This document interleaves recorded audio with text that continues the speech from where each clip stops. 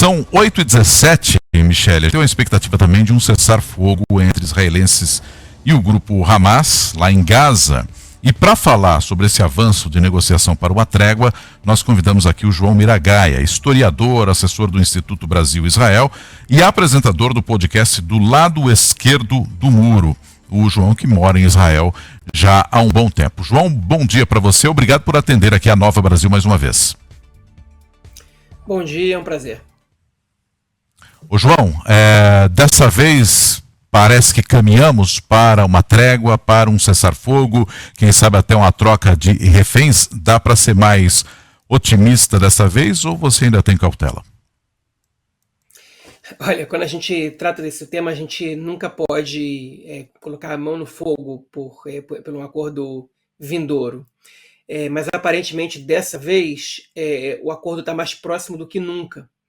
Isso a gente percebe também pelas informações vindas da imprensa, tanto a imprensa israelense quanto a imprensa dos países do Oriente Médio, que tem fontes palestinas, especialmente do Hamas, mas também por uma série de fatores que alteraram a conjuntura e fazem com que a gente vislumbre esse cessar-fogo, ao menos momentâneo, como realmente próximo.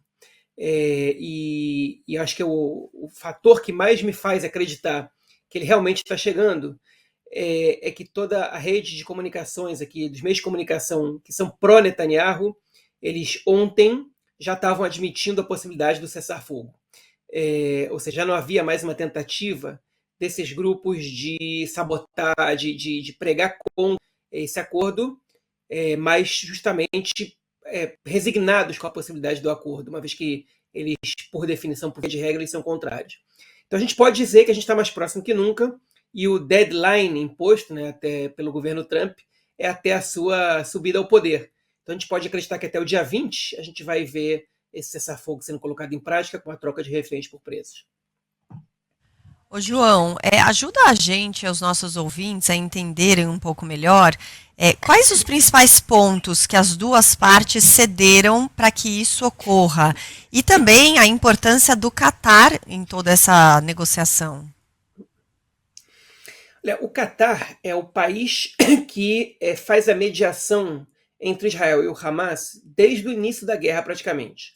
Nos últimos meses, eles ganharam a companhia do Egito nessa mediação, e a gente pode dizer que dessa vez, a participação do Egito enquanto mediadora, ela foi decisiva para esse acordo, uma vez que a proposta, pelo menos o rascunho da proposta sobre o qual está sendo discutido e que provavelmente vai ser aprovada, foi elaborada pelo Egito e não pelo Catar. Então, nesse aspecto, o Catar segue tendo um papel importante. O Catar é o país que dá asilo à liderança política do Hamas, ou pelo menos parcialmente. Os principais líderes políticos do Hamas estão no Catar, uma parte está na Turquia, uma parte tem em outros lugares, em outros países do mundo, mas dessa vez o Egito teve uma participação fundamental. Agora, o que está em jogo e porque, enfim, quais são os pontos que antes representavam um impasse e agora aparentemente foram solucionados? Basicamente, para a gente resumir bem a situação, o acordo não era assinado porque as exigências, as demandas de Israel e do Hamas, elas eram contraditórias. O governo Netanyahu ele exigia que um acordo de cessar-fogo ele não fosse definitivo, ou seja, ele queria trazer os reféns de volta para Israel, ainda que não necessariamente todos, entendendo que um acordo parcial não ia possibilitar o retorno de todos os reféns, mas ele queria a possibilidade de continuar a guerra, alegando que o seu objetivo era derrubar o Hamas do poder na faixa de Gaza. E o Hamas exigia justamente o contrário. Eles exigiam que esse acordo ele desse fim à guerra e eles se dispunham a libertar todos os reféns, se fosse necessário, mas o Hamas luta pela sua sobrevivência como poder e eles não entravam em acordo em relação a isso. A gente tem uma série de fatores, obviamente, que contribuíam para que essas posições fossem tomadas, mas alguns fatores que flexibilizaram os dois lados recentemente. Primeiramente, a gente tem que listar que a liderança do Hamas ela foi em grande parte executada, o grupo ficou desconectado entre si nos últimos meses, e a conquista de Israel, a ocupação israelense, do que a gente chama de corredor Netzarim, que divide a faixa de Gaza entre os 20% mais ao norte e o resto do país, com os 20% mais ao norte foram praticamente totalmente evacuados, levou ao Hamas ao temor de que Israel pudesse reconstruir assentamentos judaicos na faixa de Gaza. E isso significa para o Hamas uma derrota nesse confronto. Então o Hamas aceitou flexibilizar a sua posição por um cessar-fogo temporário, acreditando que o cessar-fogo temporário levará, de maneira inevitável, a um cessar-fogo permanente no momento que os reféns começarem a regressar e que o mundo perceber a catástrofe de Gaza. E o governo Netanyahu flexibilizou sua posição também por entender que o governo Trump faz uma forte pressão para que esse cessar-fogo seja assinado antes que ele assuma o poder no dia 20 de janeiro. O Trump já deixou claro em diversas falas que não vai aceitar a situação da guerra, que Israel já deveria ter terminado com essa guerra há muito tempo, que os reféns precisam voltar para casa. Ele não foi o único que disse isso, mas aparentemente ele está sendo bastante incisivo nesse aspecto, e esse é um fator que influencia a decisão do governo Netanyahu. E por último, e aí é uma hipótese, aparentemente o governo Netanyahu enfrenta problemas políticos de uma ordem de grandeza bem alta. Ele não tem segurança que ele tenha o apoio da sua coalizão na hora de votar a favor do orçamento, que é uma lei que é obrigatória que seja aprovada para que o governo continue no poder e não seja derrubado, e ele está disposto a um acordo pela libertação dos reféns, que tem grande popularidade em Israel, mesmo sabendo que seu governo vai cair, ou tem grande chance de cair, porque ele acredita que o governo não tem grandes possibilidades de se estender por muito tempo, mesmo sem esse acordo. Então, já que provavelmente teremos eleições, é melhor que tenhamos eleições depois de um acordo popular do que com os reféns ainda na faixa de Gaza. João, rapidamente, é claro que um conflito não traz benefício para ninguém, mas de qualquer modo a impressão que dá é que os dois lados aí são absolutamente perdedores, tanto o Netanyahu, que prometeu só sair de Gaza quando aniquilasse o Hamas, quanto o Hamas, que perdeu vários dos seus líderes, como você disse, ficou um pouco desestabilizado, mas é uma ideologia, ela ainda está presente ali entre os moradores de Gaza, ou pelo menos alguns deles. Dá para dizer isso, que os dois lados perderam aí nessa história, João?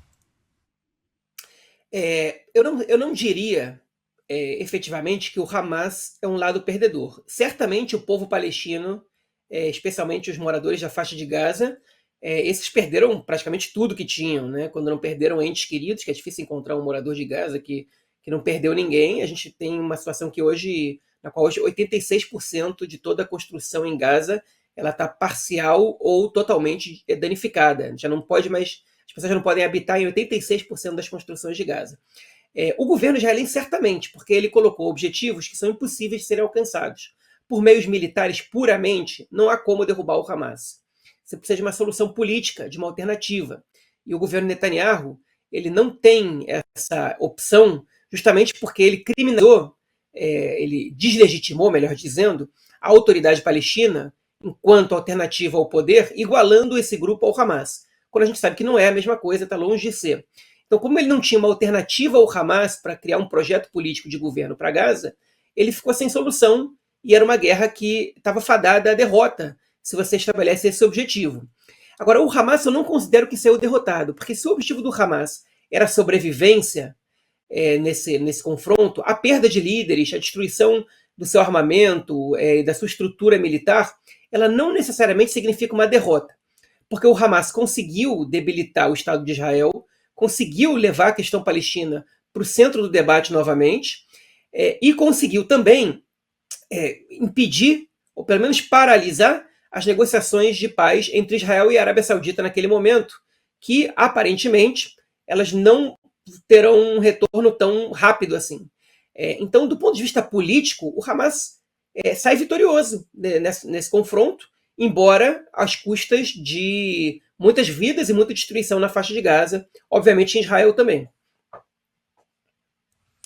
Pois você estava falando lá dos grupos de extrema-direita, a gente até noticiou aqui no início do jornal uma manchete do Jerusalem Post dizendo que o Ben-Gvir admitiu ter impedido o acordo de reféns em várias ocasiões. E eu estava vendo aqui num jornal português que hoje ele se pronunciou, o ministro de Segurança de Israel, rejeitando um eventual acordo de trégua com Hamas, dizendo que seria de fato uma rendição ao Hamas do governo israelense. Mas apesar desse pronunciamento dele, ainda segue viva e ele não ter, ele fez um apelo, inclusive, a essas forças de extrema-direita para que o ajudasse, mas ainda isso não estaria aniquilado, mesmo com esse posicionamento público do ministro de Segurança, da Segurança Nacional, certo? Certo. O Itamar Ben-Gvir é o ministro da Segurança, ele mudou o nome do Ministério de Segurança Interior para Segurança Nacional, mas é importante deixar isso claro, ele é o ministro da polícia, ele não é o exército não deve a ele obediência, né? O exército deve obediência ao Ministério da Defesa. Mas enfim, o Itamar Ben-Gvir, ele sempre se manifestou de maneira contrária aos acordos, a qualquer acordo de cessar-fogo, inclusive o primeiro feito em dezembro de 2023, que libertou basicamente mulheres e crianças e pessoas idosas. Mesmo aquele acordo ele foi contrário. E ele foi o único voto contrário do gabinete. E agora ele segue contra o acordo de cessar-fogo, que vai trazer pelo menos a libertação de 33 reféns, entre os 100 que estão hoje sob o poder do Hamas. E ele apelou para o outro grupo da direita ortodoxa judaica, o sionismo religioso, liderado pelo Bezalel Smotrich, que é o ministro das Finanças, para que eles juntos ameaçassem o Netanyahu de que, caso o acordo fosse assinado, ambos deixariam o governo.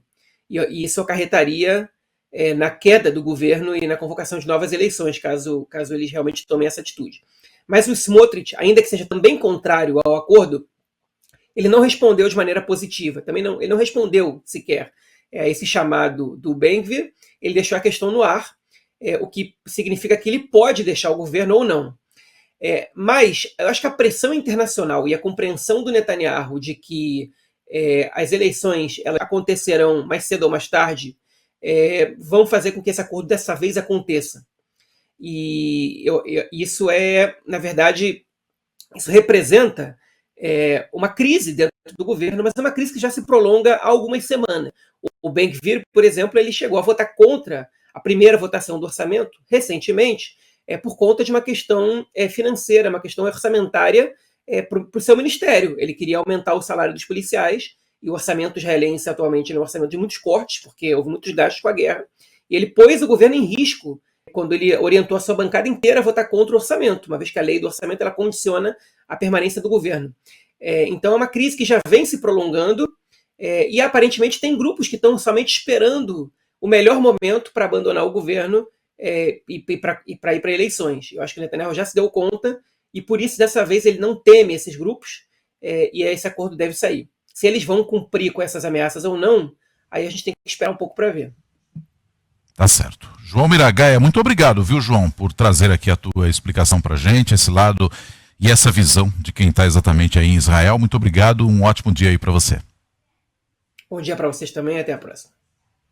Obrigado. João Miragaia, historiador, participando conosco aqui, falando a respeito dessa trégua muito próxima entre Israel e o grupo Hamas.